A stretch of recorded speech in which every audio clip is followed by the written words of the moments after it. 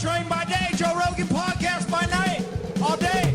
Here, put this hat on. Take a picture with me. Here it is, Eddie Bravo, Tony Ferguson, Khabib Nurmagomedov. Holy shit. Yes. Holy shit. That's just a couple weeks away. That's going to Are be you rad. kidding me? Are you going to be there for that, Eddie? Hell yeah.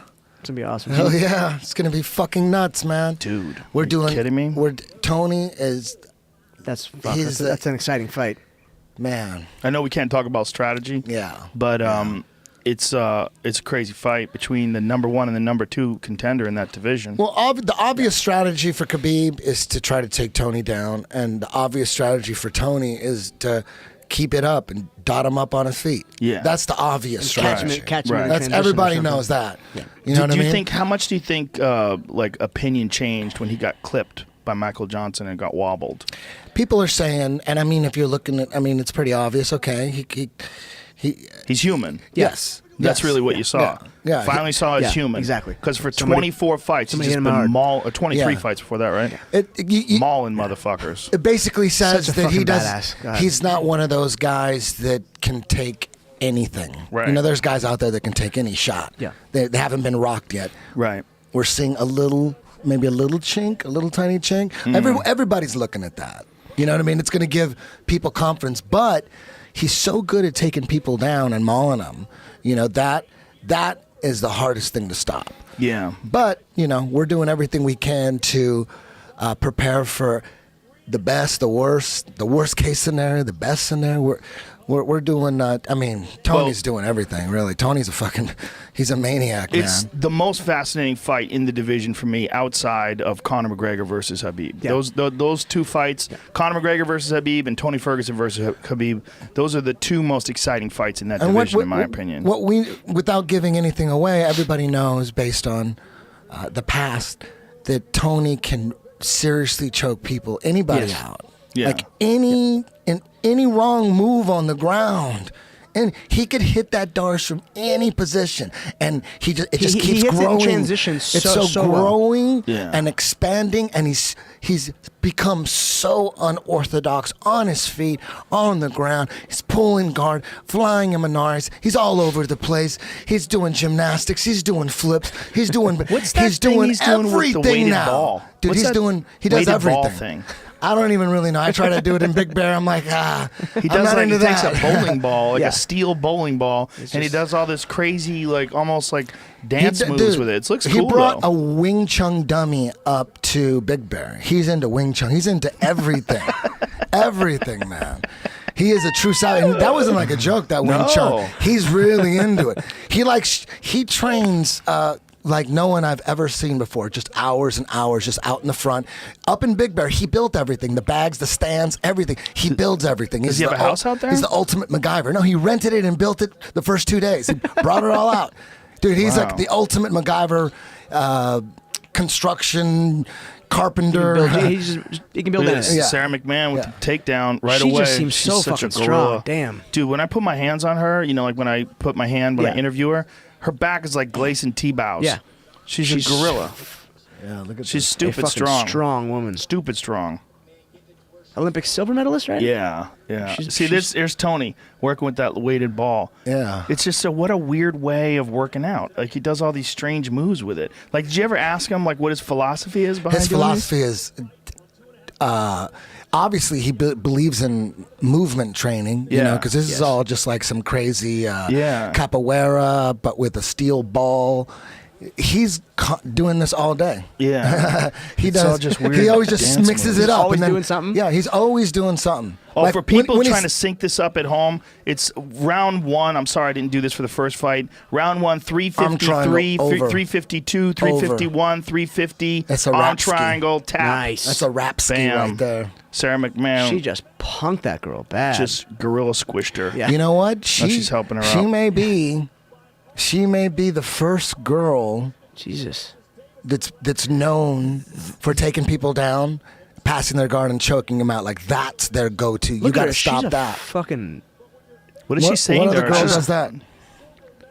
I don't know what the hell I she's don't know. saying to her. She's fucking scary though. yeah. Yeah, what other girl does that? Takes I them don't know. down, passes their guard, and chokes them. Fucking chokes the that shit could out of be that could be your shit right there. Well, you know, she got tagged by Amanda Nunes and choked out herself.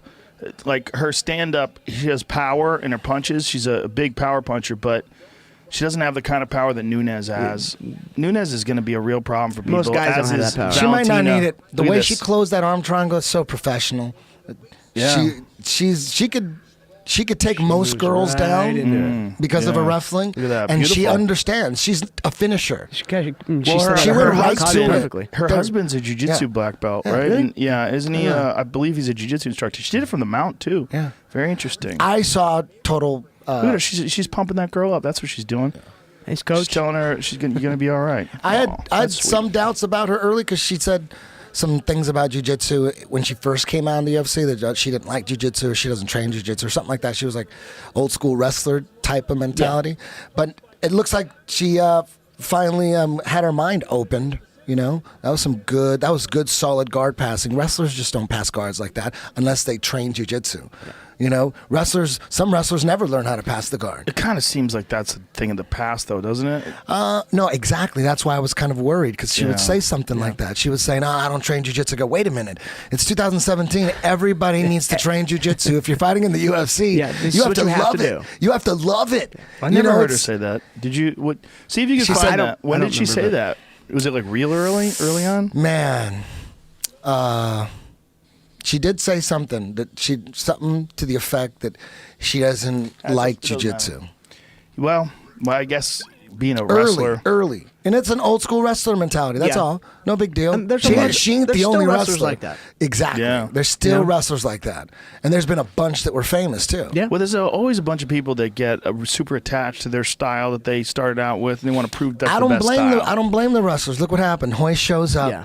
Everyone, these Midwestern wrestlers are looking at this. Who's this little Mexican kid choking everybody out, beating Russ? And they're doing challenge matches and great. They're like, fuck these guys. How are they going to take me down and do that shit? Most You know, most that- of the wrestlers that I know that are like that, they do that because they're fucking lazy. That's You what it think is. so? That's what it is, because they're so good at wrestling, and they just.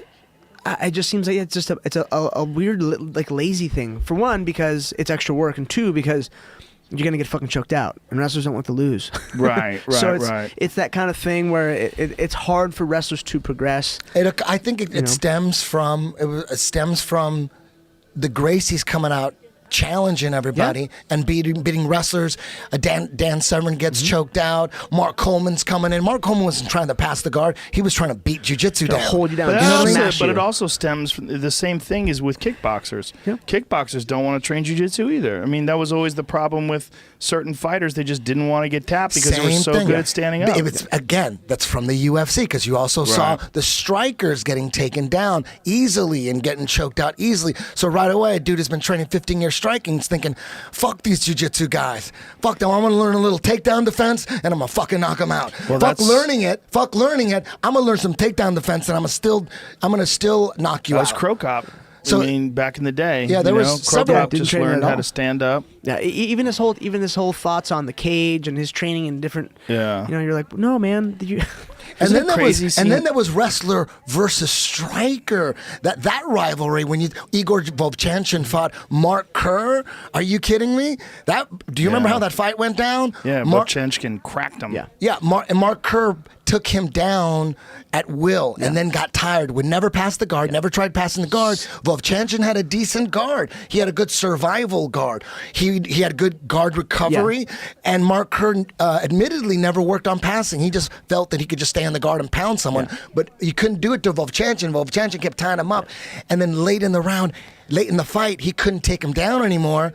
They were both on their feet. Mark Kerr was folding, and that's when Igor Vovchanchin lit him up. Remember that? Yeah. It was very interesting back then. If Mark Kerr would have just spent day one, once he decided to do MMA, let me get really Learn how good to at pass. passing and mounting. Okay, but in all fairness, that was the least of his problems. That guy was on a million different drugs. I mean, that documentary, The Smashing Machine, is such a crazy Intravenously documentary. It didn't matter. When It you didn't find matter. out what exactly he was doing, like, whoa, like that guy was fighting the toughest fighters in the world while he was shooting heroin.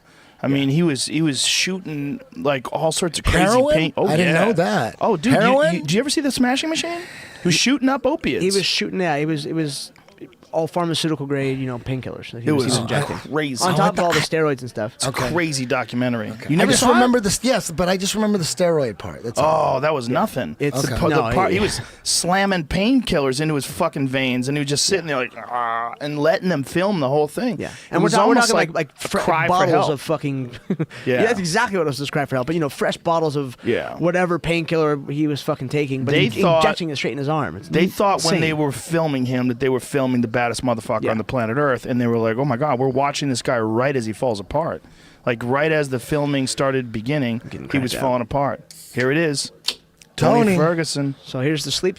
Boom, shalak lock, boom. What's going on? Tony's going to be after very hard to this? take down, and if Khabib takes him down, he's got to be really worried about them chokes that we've already seen. Yes. So he can't just take down Tony like he did Michael Johnson and not worry about legit chokes from all sorts of And places. that's the thing. It's all in the transition. It's- I'm it's so fucking interested. Tony's so got great slick. guillotines too, and great Marcellatines. Yes. And if he raps, he's always looking for Darces. So Khabib, he's one of the best grapplers in the UFC, no doubt. He may be the best at grounding and pounding Yes. and controlling you like a legit high level black belt. Yeah. He passes.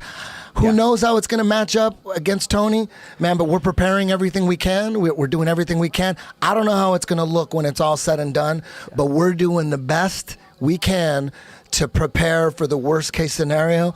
Who knows what's going to happen? But the one thing's for sure is one mistake on the ground and Tony's going to wrap your neck up. Yes. But this motherfucker as well. I mean, one mistake on the ground and Habib Nurmagomedov's going to fucking break your Yes. arm.